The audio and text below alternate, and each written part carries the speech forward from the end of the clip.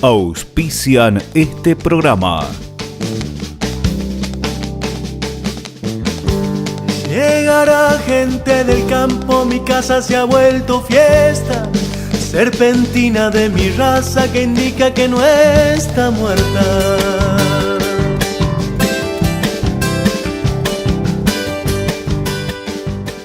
Bienvenidos a una nueva edición de Recuerto Agro. Un gusto volver a encontrarlos para informarles sobre las novedades correspondientes al sector agropecuario que se desarrollan en nuestro país.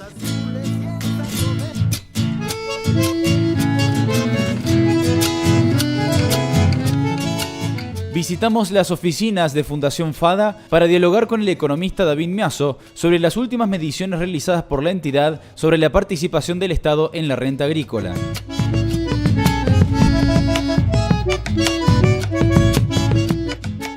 El índice FADA mide la participación del Estado en la renta agrícola. Tomamos una hectárea promedio del país con las ponderaciones por el área que ocupa la soja, el trigo, el maíz, y de ahí se saca el valor, lo que vale esa producción, menos los costos, esa es la renta. Y de esa renta se calcula lo que se lleva el Estado a través de distintos niveles, o sea, provincia, nación, en los impuestos, y lo que queda para la producción agropecuaria en sí misma, producción agrícola en sí misma, y la renta de la tierra. ¿En cuánto llegó el último índice que midieron? El índice de ahora de junio es del 65,8%, este es el índice más bajo de los últimos 10 años. Ya había bajado mucho en diciembre con las principales medidas de eliminación de derechos de exportación y reducción para el caso de la soja, sumado a la salida del cepo con la corrección cambiaria, eso produjo una baja importante.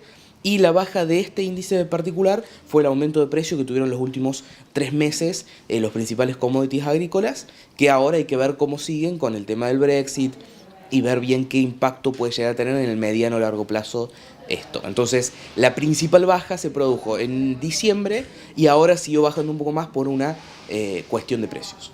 ¿Cuáles son las primeras repercusiones que se tienen sobre este índice, uno de los más bajos en los últimos 10 años? ¿Y cuál es la previsibilidad que tiene el productor a la hora de ver estos valores?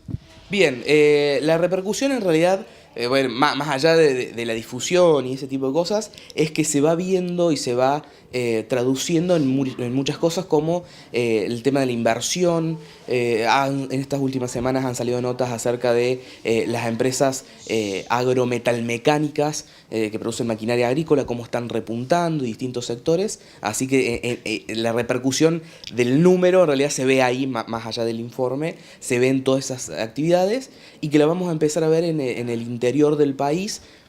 Ya se está empezando a ver y se va a terminar de ver en los próximos 60 días cómo se reactiva el interior del país. Y de hecho se va a ver un importante contraste entre las grandes ciudades o Buenos Aires y el interior de cómo se dinamiza la actividad económica. Y un punto muy importante a resaltar es que a pesar de que la participación, o sea, la porción en la torta es la más chica en los últimos 10 años, esa porción es mucho más grande en términos de pesos. Es decir, aunque el Estado ha bajado su participación, recibe más pesos que hace un año. Hoy recibe un 66% más de pesos, con una inflación del 40%, se recibe cerca de un 20% más de pesos reales que el año pasado. ¿Y esto a qué se debe?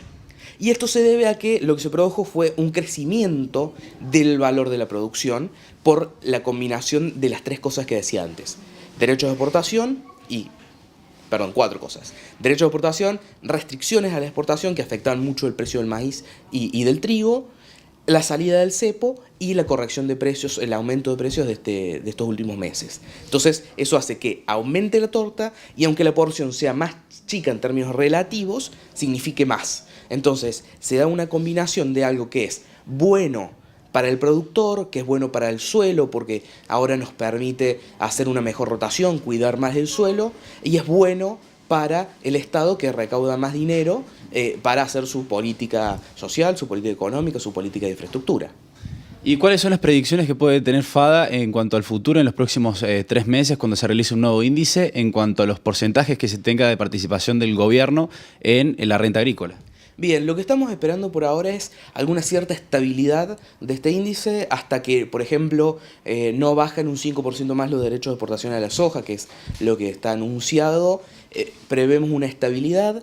Incluso puede llegar a aumentar, no porque aumenten los impuestos, sino por un efecto de los costos, que vienen creciendo a casi un 45% anual, un poquito por encima de la inflación, y todavía falta algún efecto cambiario en lo que queda del año, que puede hacer que hacia fin de año, en los 12 meses previos, la inflación termine siendo de un 50-60% en términos de costos de producción agrícola. Entonces eso puede hacer reducir un poquito la torta. Entonces, los costos y los precios internacionales con el efecto Brexit y todo esto, hay que ver cómo juegan. Entonces esas son las únicas dos cosas que lo pueden alterar y que lo pueden hacer subir un poco, pero prevemos cierta estabilidad, no grandes cambios. Y no estaría alterando por posibles medidas a futuro tomadas por el actual gobierno. Exactamente, o sea, el principal efecto vendría por una reducción de los derechos de exportación a la soja, que ocupa 2/3 de la superficie del país, entonces tiene una ponderación muy grande en el cálculo del índice. ¿Cuáles son las próximas acciones que se tienen desde FADA planificadas en cuanto a congresos, en cuanto a charlas para el productor agropecuario, para que pueda interesarse en lo que están realizando aquí? Buenísimo, muy buena pregunta.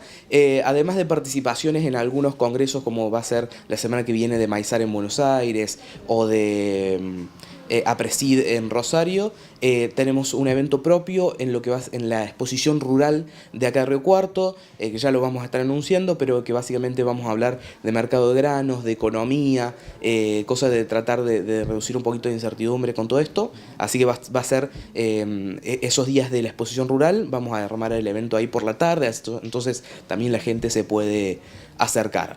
Después tenemos previsto hacia fines de agosto el Consejo de Administración abierto. O sea, FADA tiene todos sus socios y se juntan varias veces al año para revisar sus actividades y ver su proyección estratégica, y una vez al año lo hacemos abierto al resto de la sociedad de Río Cuarto para que vean lo que estamos haciendo, para que vean el impacto de lo que estamos haciendo a nivel nacional y provincial. Entonces eso va a ser otro evento que va a estar en los próximos meses, y ya hacia fin de año la cena anual de recaudación de fondos, que el año pasado fue muy exitosa y que la vamos a repetir.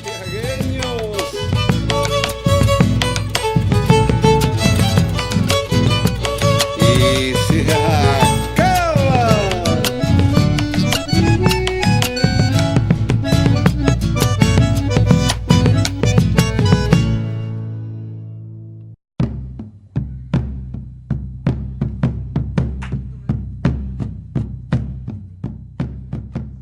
Testa Leli Laudat es una consignataria con años de experiencia. Participamos del remate de invernada y cría realizado en sus instalaciones y dialogamos esta oportunidad con Juan Dominato, perteneciente a la firma.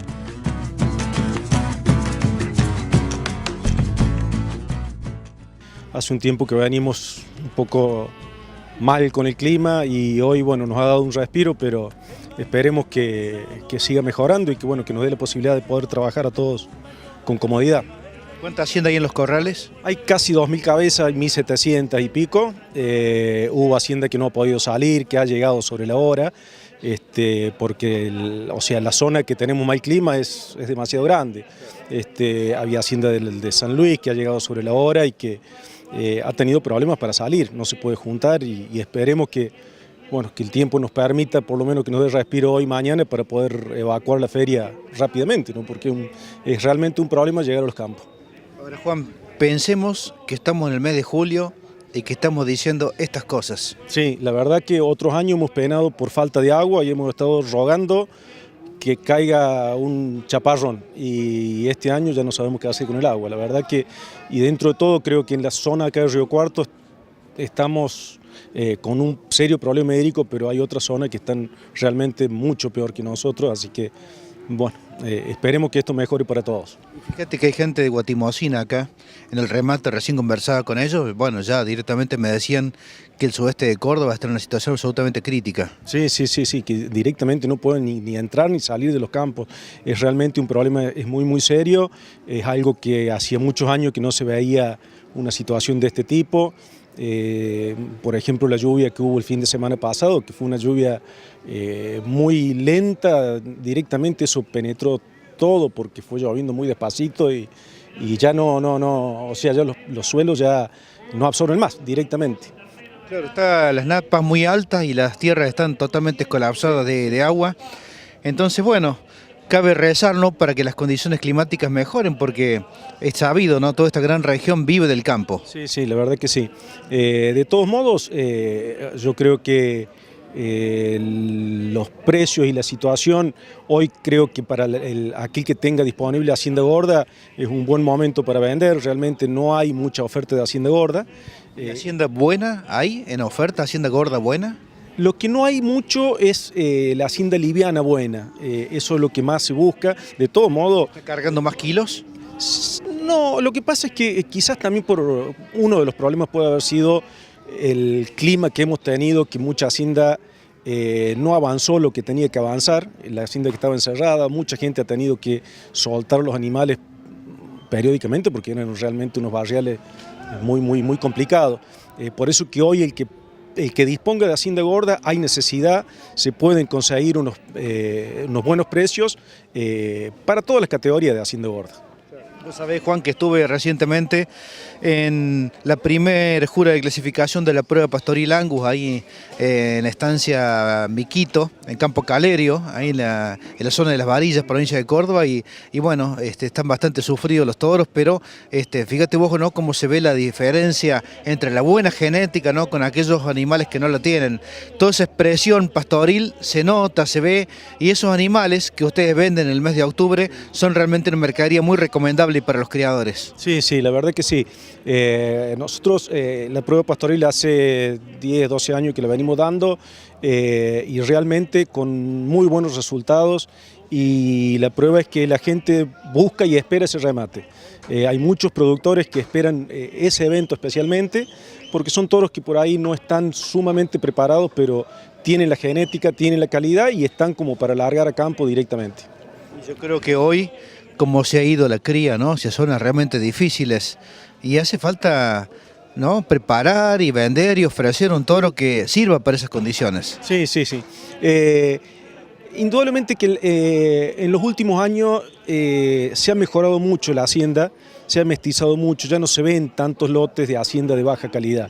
En general la gente ha ido incorporando genética, te diría que... Creo que hoy también está la prueba a la vista, aquí en este encierro. Sí, sí, sí. Lo que pasa es que por ahí usted hace la inversión en un buen toro, en una buena vaca, y después, una vez que tiene la inversión hecha, el costo es el mismo de tener un animal de inferior calidad que un animal bueno, y después cuando se va a hacer la venta, indudablemente que los precios se notan. Juan, como siempre hacemos estas charlitas aquí en este remate, ¿qué te parece? Sí, como es tradición, ha sido una invitación a los amigos para que se acerquen a los próximos remates aquí en este mismo lugar. Bueno, de acuerdo.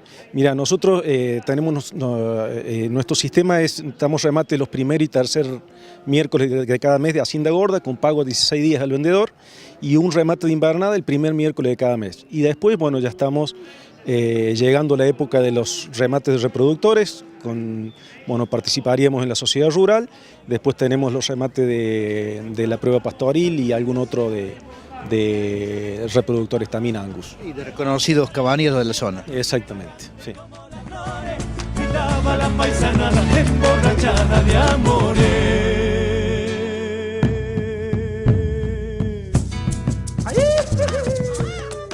Bueno, buenos días, estamos acá en la cabaña de la Caterina haciendo la primera jura de clasificación de los toros de la prueba pastoril del Río Quinto. Me han encomendado hacer la primera jura, hemos empezado recién haciendo la primera clasificación, dividiéndolo en dos grupos de toros. Había 64 toros a clasificar, hicimos dos grupos y de ahí lo clasificamos en 4 grupos, de acuerdo al fenotipo y al estado y la calidad del toro, de los cuales se hacen 3 juras de clasificación para después, en todo el año, para después hacer la clasificación definitiva para el remate. Te has vuelto lluvia, te has vuelto luna, te has vuelto flor de los campos, te has vuelto brisa que me perfuma. Perfuma mi alma. Han pasado muchos años, pero mi pueblo nunca te olvida, bailando en los reza bailes para que tu alma siga encendida. Que baile la telecita, dulce y fragante como las flores, gritaba la paisanada emborrachada de amores.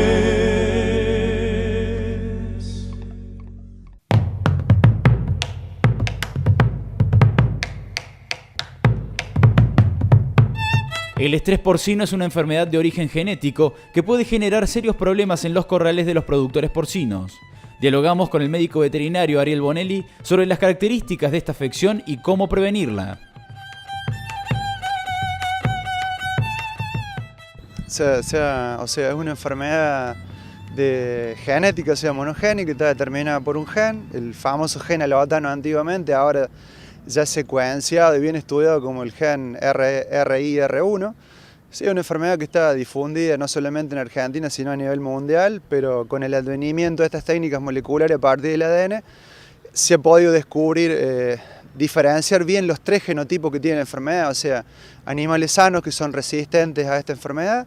Tenemos otro grupo de animales portadores sanos, que serían los heterocigotos, y un pequeño grupito de animales recesivos que son los que realmente tienen una alta probabilidad de morir por estrés y después, a consiguiente, también afectar la calidad de la carne del cerdo. ¿Y qué es lo que produce, cuáles son los síntomas para darnos cuenta de que estamos en presencia de un animal que presenta esta modificación genética? La sintomatología de la enfermedad es aumento de la frecuencia cardíaca, aumento de la frecuencia respiratoria, el animal se agita muy rápidamente, es como que nos da la sensación que es como un perrito que está jadeando, o sea, empiezan con un jadeo muy típico, uno lo ve que la lengua se llena rápidamente de saliva y baba muy espesa.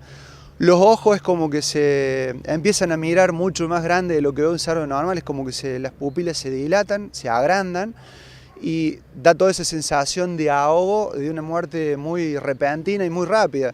Si uno pudiese tomarle la temperatura corporal a un cerdo con los síntomas de estrés, notaría rápidamente que la temperatura normal de un cerdo ronda entre los 37,5 a 38,5. Cuando tienen esta enfermedad, si tuviésemos el termómetro al lado para tomar, rápidamente la temperatura se eleva a 42, 43 hasta 45 grados centígrados. Eso desencadena un paro cardiorrespiratorio, se afecta el metabolismo de las células musculares con acidosis muscular y da los mismos síntomas. Yo me asusté el día que ocurrió la famosa muerte en Argentina de los chicos que tuvieron en la fiesta del Time World, ahora en abril. La misma sintomatología, o sea, mueren por deshidratación, por paro cardíaco y paro respiratorio. Y si los que sobreviven, normalmente se les afecta el riñón, o sea, hay una insuficiencia renal porque se rompe la membrana citoplasmática de la célula muscular y se liberan muchas proteínas que terminan afectando la función del riñón. Entonces es una enfermedad bastante complicada. Y todo esto también producido por un elevado aumento de la temperatura corporal. Claro, al desencadenarse la enfermedad lo que aumenta es el metabolismo aeróbico del tejido muscular básicamente, porque el gen del estrés lo que hace, hay un receptor, o sea, el gen codifica un receptor de las células musculares. La función que tiene este receptor a nivel de células musculares es de liberar el calcio durante la contracción muscular. Cuando el animal tiene la enfermedad, esa liberación de calcio es muy exagerada, está muy exacerbada. Por lo tanto, el animal no puede hacer la relajación muscular que hace normalmente cualquier animal cuando camina. Entonces termina muriendo con una contracción muscular, o sea, muere como si el animal tuviese un calambre exagerado en todos sus músculos, en todos los músculos corporales. Entonces termina muriendo, como yo siempre digo, como un caballo colecita. O sea, el animal lo ve duro, bien compacto, y la muerte, o sea, puede ocurrir. Normalmente cuando estamos haciendo alguna actividad en la granja, moviendo o cambiando animales de lugar, mezclando animales de distintas categorías, subiendo cerdos previo a la faena de 105, 110 kilos, un poquito más, normalmente se ve mucho más esto exacerbado con muchos animales por metro cuadrado juntos, con alta temperatura ambiental por arriba de los 23, 24, 25 grados. Si tenemos días de verano, es mucho más complicado manejar la enfermedad porque la exacerba más y la hace manifestar mucho más a la enfermedad. Y además es una enfermedad que no es de ahora, sino que tiene antecedentes al principio del siglo XX en Europa, más precisamente en Alemania. O sea, es una enfermedad que llega a nosotros, quizás hasta incluso por tráfico de esperma. Exactamente. Lo llamativo, cuando me puse a hacer una revisión bibliográfica sobre la enfermedad, el primer país que la detecta es Alemania, y los alemanes empezaron a sospechar, ni siquiera sabían, en ese momento, ni siquiera sospechaban que podría ser algo genético. Sí se dieron cuenta que algunas razas tenían más predisposición a la enfermedad. Ellos se dieron cuenta que el Pietrain, en ese caso el Pietrain belga y el Pietrain alemán, eran las dos razas originales que la presentaron. También la descubrieron en la raza Landras. Los alemanes se dieron cuenta que el problema a ellos les entró por el lado de Bélgica. Haciendo un rastreo hacia atrás, descubrieron que entre 1940 y 1950, o sea, después de la Segunda Guerra Mundial, una población de estos cerdos Pietrain que sobrevivieron a la guerra, es como que la enfermedad la concentraron porque empezaron esos animales, es como que se detectó que se empezaron a hacer cruzamientos consanguíneos, o sea, entre animales que eran parientes, por lo tanto la enfermedad en esa raza se fijó más. Y en ese momento, como los genetistas buscaban animales con mucha cantidad de carne, esta enfermedad, ese gen originalmente estuvo asociado a la alta producción de carne. Entonces los genetistas sin querer la difundieron por todo el mundo. Y lo que nos comentabas fuera de cámara, presentar el gen recesivo que desencadena esta enfermedad no quiere decir que puedan presentar la mortalidad en algún momento de su vida, ¿no? Entonces, lo interesante sería que por medio, que es lo que se está haciendo ahora, es tratar de seleccionar los núcleos genéticos. Habría que pedirles que hagan un esfuerzo, porque ya hay núcleos genéticos que lo están haciendo, que prácticamente todos los núcleos genéticos de Argentina tendrían que asumir que la enfermedad está presente y asumir que hoy el INTA Marco Juárez y algunos otros laboratorios privados de Argentina están haciendo el diagnóstico de la enfermedad y tiene una certeza del diagnóstico de un 100% de seguridad. O sea, el animal que nos da sano va a ser siempre sano, el animal que es heterocigoto, que tiene la mitad de los alelos sanos, también tiene 100% de seguridad, y los que son recesivos también tienen un 100% de seguridad en el diagnóstico. Entonces sería bueno que los núcleos genéticos hagan un banco genético con pelo o con sangre y que puedan descubrir cuáles son los animales que le siguen dejando la enfermedad en la granja, para que esa enfermedad no siga después en los productores cuando multiplican los animales y que no llegue al consumidor, porque comer carne con estrés tampoco es saludable para el ser humano. Entonando vidalas y compras debajo de la sombra de un algarrobal.